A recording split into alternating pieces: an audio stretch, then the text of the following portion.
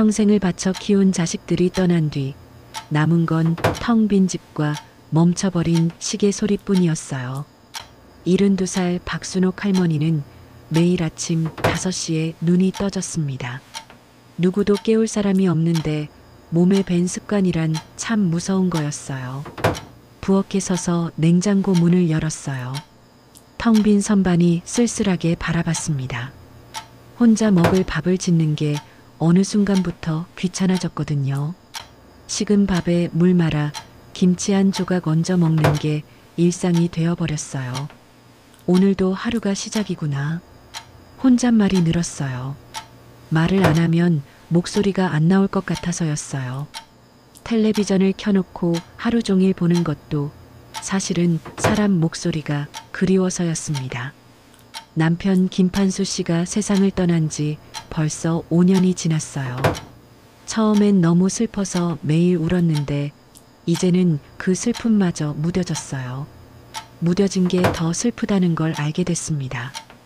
큰아들 민호는 서울에서 바쁘게 살고 있었어요. 명절에나 한 번 내려오고 전화도 한 달에 한두 번이었습니다.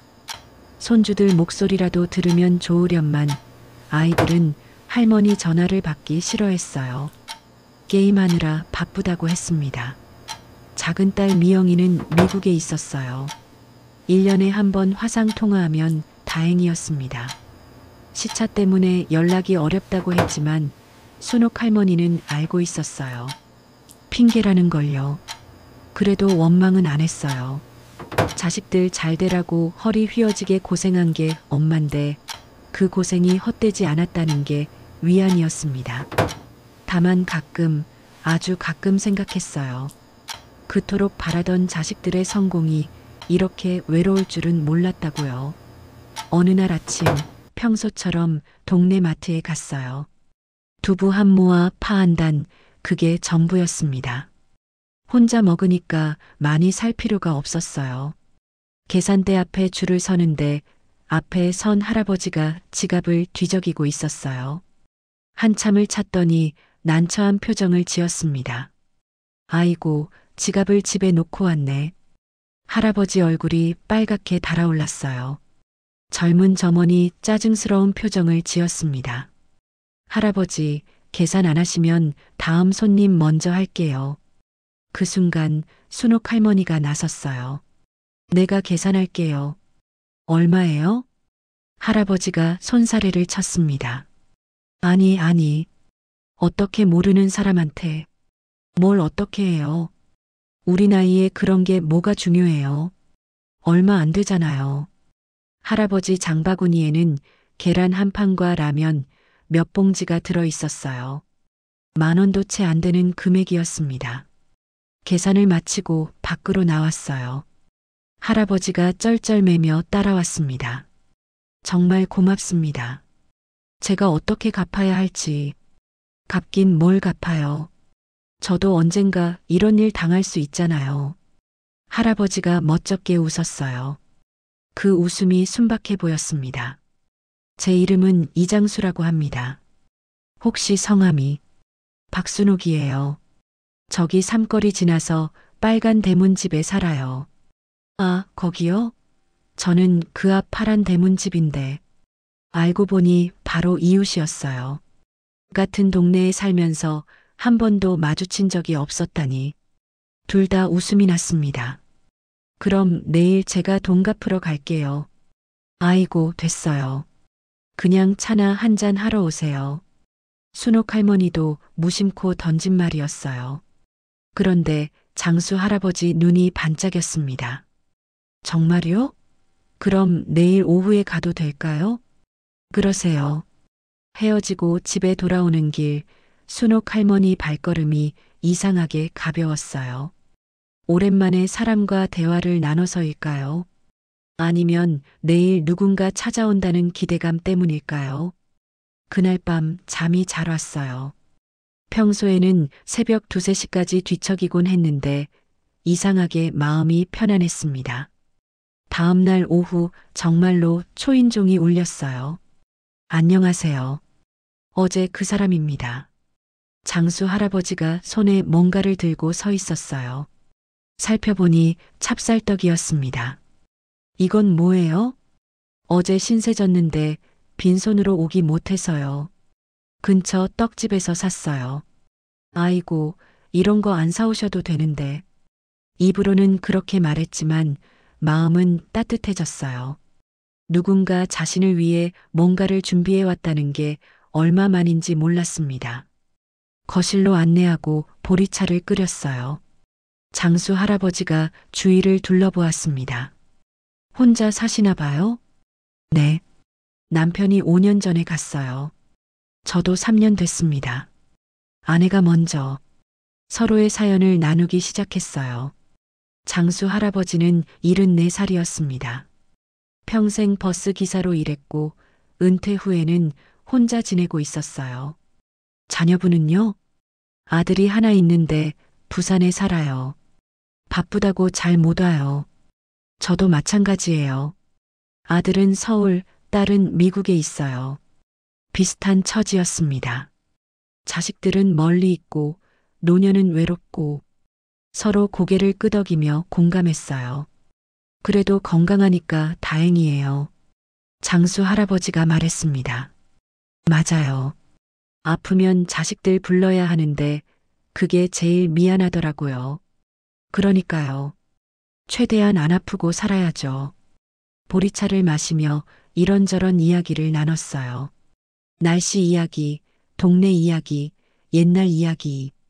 시간이 어떻게 흘렀는지 모를 정도였습니다. 창밖이 어두워지고 있었어요. 아이고, 벌써 이렇게 됐네요. 제가 너무 오래 있었나 봐요. 아니에요. 오랜만에 이렇게 이야기 나눠서 좋았어요. 장수 할아버지가 일어서며 말했습니다. 저도요.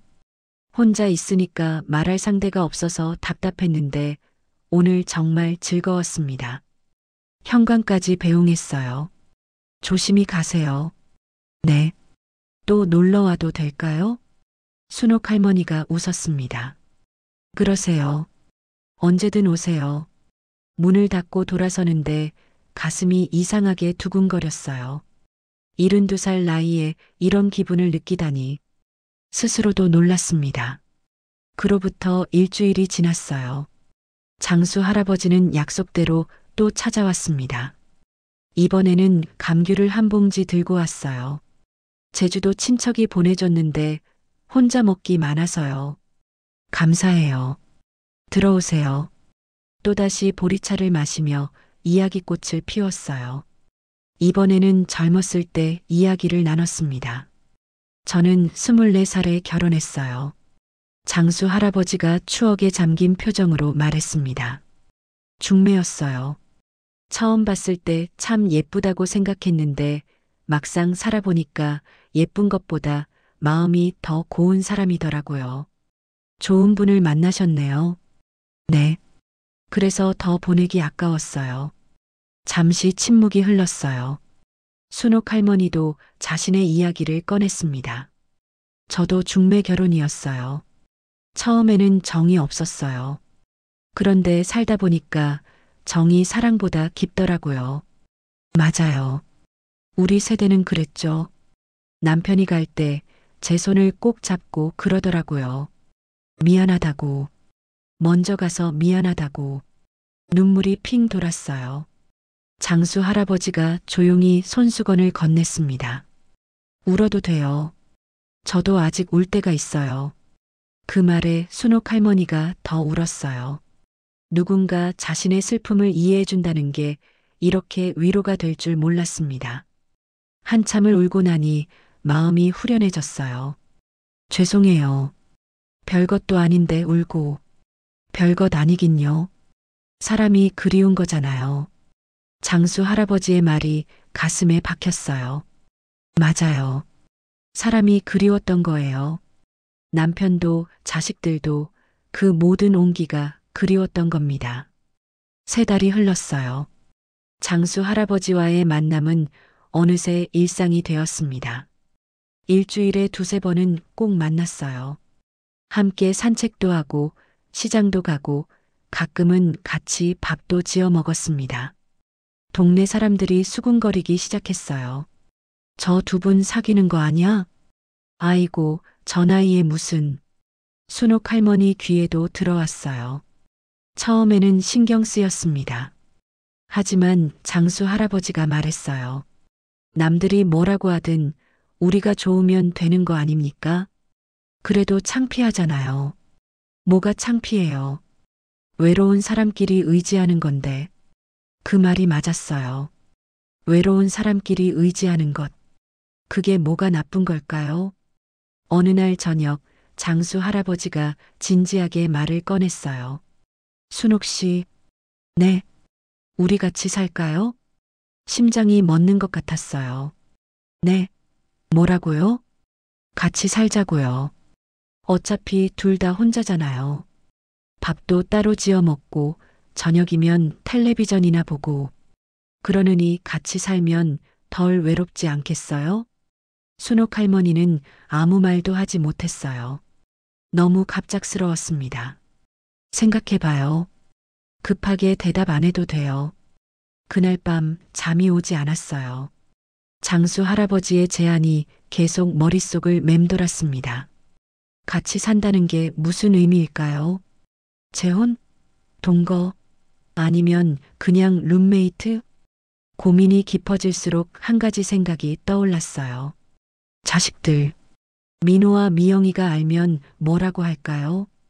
일주일을 고민했어요. 그리고 결심했습니다.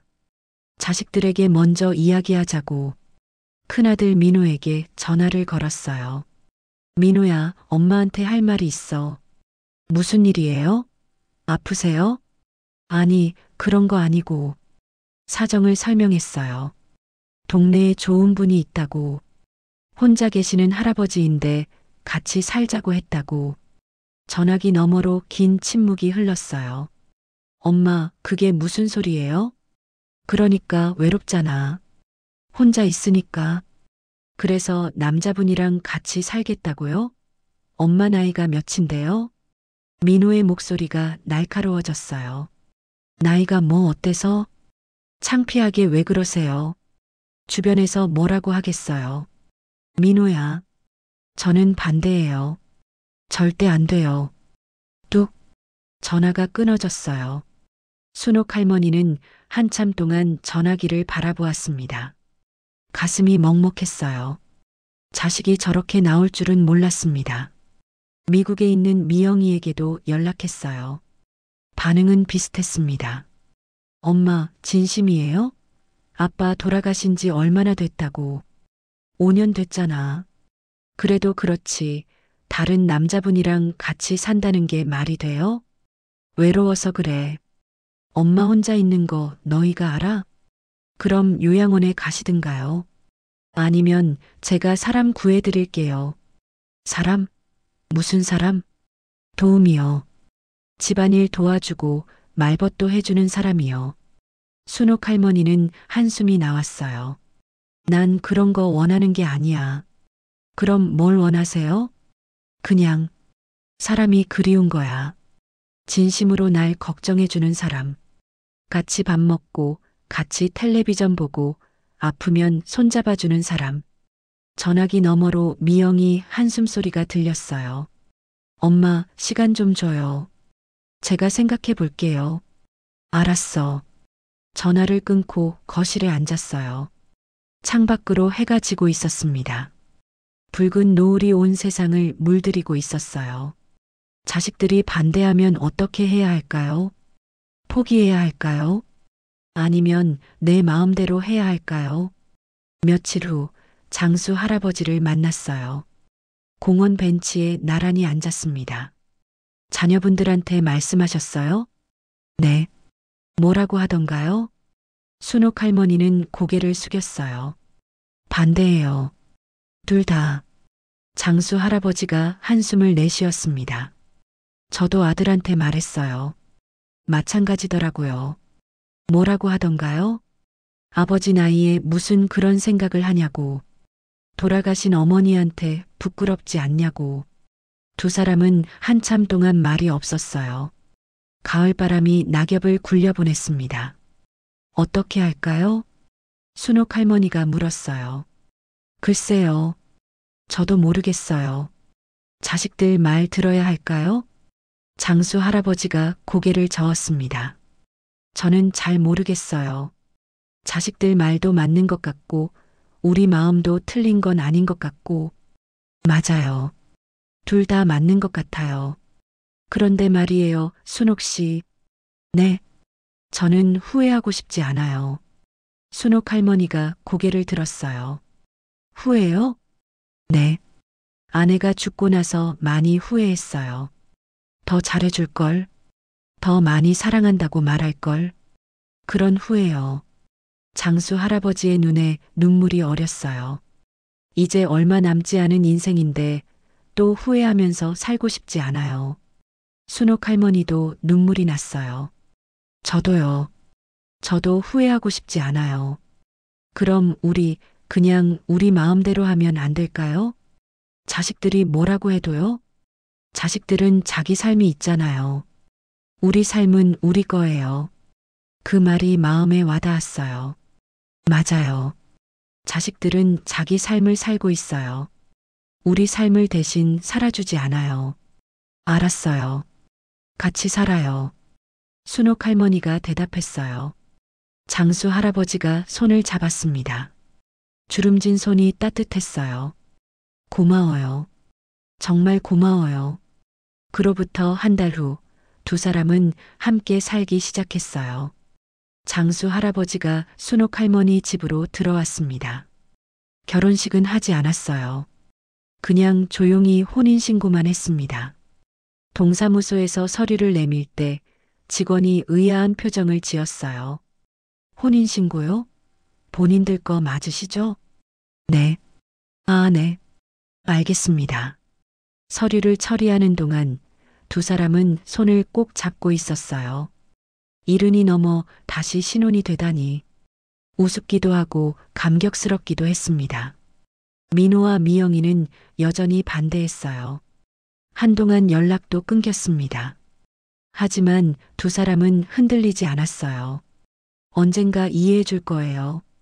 장수 할아버지가 말했습니다. 그럴까요? 자식들도 나이 들면 알게 돼요. 외로움이 뭔지. 함께 사는 생활은 생각보다 좋았어요. 아침에 눈을 뜨면 옆에 사람이 있다는 것. 밥을 같이 먹는다는 것. 저녁에 나란히 앉아 텔레비전을 본다는 것. 그 모든 작은 일상이 행복이었습니다. 순옥 씨, 오늘 날씨 좋은데 산책 갈까요? 그래요. 잠깐 나갔다 와요. 손을 잡고 동네를 걸었어요.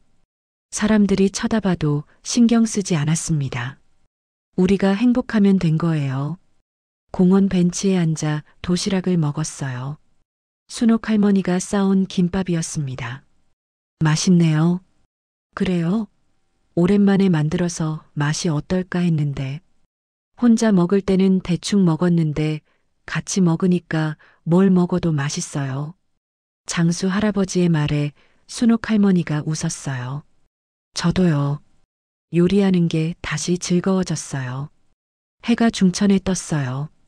따스한 햇살이 두 사람을 감쌌습니다. 순옥 씨, 네, 고마워요. 저한테 와줘서, 저야말로요. 외롭던 제 삶에 빛이 들어왔어요. 1년이 지났어요. 어느 날 저녁 초인종이 울렸습니다. 문을 열었더니 민호가 서 있었어요. 손에는 과일 바구니를 들고 있었습니다. 민호야, 엄마 안녕하세요. 어쩐 일이야? 연락도 없이. 그냥 엄마 보고 싶어서요. 순옥 할머니 눈에 눈물이 고였어요. 1년 만에 찾아온 아들이었습니다. 들어와. 거실에서 장수 할아버지가 일어났어요. 민호와 눈이 마주쳤습니다. 어색한 침묵이 흘렀어요. 안녕하세요. 민호가 먼저 인사했습니다. 그래. 어서 와. 장수 할아버지도 어색하게 대답했어요. 세 사람이 거실에 앉았습니다. 순옥 할머니가 차를 내왔어요. 민호야, 밥은 먹었어? 네, 괜찮아요. 또다시 침묵이 흘렀어요. 민호가 입을 열었습니다. 엄마, 사실 할 말이 있어서 왔어요. 무슨 말? 미안해요. 순옥 할머니가 놀랐어요. 뭐가 미안해? 1년 전에 엄마한테 심한 말 했잖아요.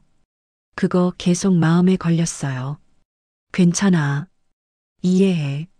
아니, 괜찮지 않아요. 민호가 고개를 숙였습니다. 저도 생각해 봤어요.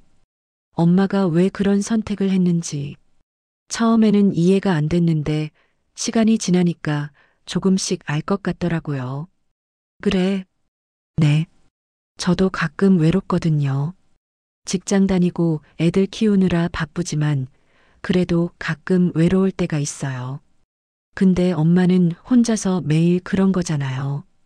순옥 할머니 눈에서 눈물이 흘렀어요. 민호야.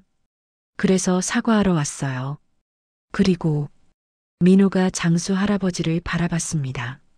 아버지라고 부르기는 아직 어색하지만 엄마 잘 부탁드립니다. 장수 할아버지도 눈시울이 붉어졌어요. 고마워. 내가 잘할게. 그날 저녁 셋이서 함께 밥을 먹었어요. 순옥 할머니가 정성껏 차린 상이었습니다. 된장찌개, 제육볶음, 계란말이, 민호가 좋아하던 음식들이었어요. 엄마 음식 오랜만에 먹으니까 맛있네요. 더 먹어. 많이 해놨어. 밥을 먹으면서 이런저런 이야기를 나눴어요. 손주들 이야기, 회사 이야기, 동네 이야기. 1년 동안 하지 못했던 대화들이 쏟아져 나왔습니다. 민호가 돌아간 후 두 사람은 거실에 나란히 앉았어요. 잘 됐네요. 장수 할아버지가 말했습니다. 네. 정말 잘 됐어요. 미영이도 언젠가 연락 오겠죠. 그럴 거예요. 시간이 필요한 거예요. 순옥 할머니가 장수 할아버지 손을 잡았어요. 고마워요. 내 곁에 있어줘서. 저야말로요. 창밖으로 보름달이 떠올랐어요. 환한 달빛이 방 안을 비추었습니다. 우리 오래오래 행복하게 살아요. 그래요. 오래오래. 두 사람은 나란히 앉아 달을 바라보았어요. 이른이 넘어 찾아온 사랑이었습니다. 늦었다고 생각했는데 어쩌면 지금이 딱 맞는 때였는지도 몰라요. 인생은 아무도 모르는 거니까요. 언제 어디서 어떤 인연이 기다리고 있을지. 중요한 건 마음을 열고 살아가는 거예요. 그리고 가끔은 자신을 위한 선택을 해도 괜찮다는 것. 그걸 이제야 알았습니다. 순옥 할머니는 행복했어요. 진짜로 마음 깊은 곳에서부터 행복했습니다. 이렇게 좋은 날이 올 줄 몰랐어요. 마트에서 우연히 만난 그 할아버지가 이렇게 소중한 사람이 될 줄은. 인연이란 참 신기한 거예요. 어떤 건 스쳐 지나가고 어떤 건 평생을 함께하게 되니까요. 순옥 할머니와 장수 할아버지의 이야기는 여기서 끝이 아니에요. 오히려 시작이에요. 앞으로 더 많은 날들이 기다리고 있어요. 웃을 날도 있고 울 날도 있겠죠. 하지만 이제는 혼자가 아니에요. 둘이니까요. 그게 가장 큰 힘이에요. 문득 순옥 할머니가 중얼거렸어요. 여보, 하늘에서 보고 계시죠? 저 이제 괜찮아요. 행복하게 살게요. 장수 할아버지가 물었습니다. 누구한테 말하는 거예요? 먼저 간 남편한테요. 아, 허락받는 거예요. 행복해도 된다고. 장수 할아버지가 고개를 끄덕였어요. 저도 그래야겠네요. 두 사람은 함께 하늘을 올려다보았어요. 별들이 반짝이고 있었습니다. 당신도 행복하게 지내요. 거기서 장수 할아버지가 낮은 목소리로 말했어요. 순옥 할머니가 그의 손을 꼭 잡았습니다. 우리 잘 살게요. 지켜봐줘요. 바람이 불었어요. 마치 대답처럼 따뜻한 바람이 두 사람을 감싸고 지나갔습니다. 일주일 후 미영이에게서 전화가 왔어요. 미국 시간으로 한밤중이었을 텐데. 엄마, 미영아, 왜 이 시간에? 그냥 목소리 듣고 싶어서. 순옥 할머니 가슴이 뭉클해졌어요. 엄마, 미안해.